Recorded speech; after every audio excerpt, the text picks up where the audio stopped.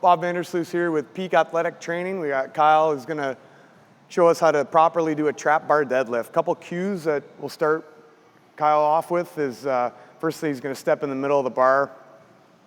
And when he descends down into his position that he's gonna start the deadlift with, he's gonna engage his glutes, engage his hamstrings. When he grabs onto the bar, we want a nice tight lat muscle here. Not too much extension in the low back, but we want his lats engaged. Wanted to try to see if we could take the tension out of the bar. So when he engages in the actual bar pickup, he's gonna actually take a little bit of tension out of the bar so that his arms are tight, back's tight, and we got his hamstrings and his glutes fired up and ready to go too.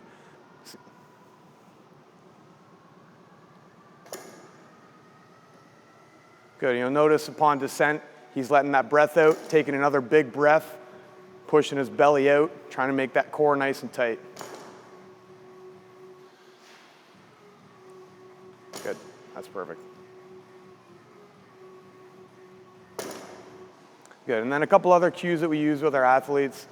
We want that breath to be perfect. We want the breath to work for them and kind of reinforce their core, making sure that they've got rigidity and they don't have any sort of chance for exposure to injury in their lumbar, especially. If there's too much flexion or extension in the lumbar, it could be problematic. So we try to reinforce that core breathing, that diaphragmatic breathing to make sure that that core is engaged and they have a nice neutral lumbar spine.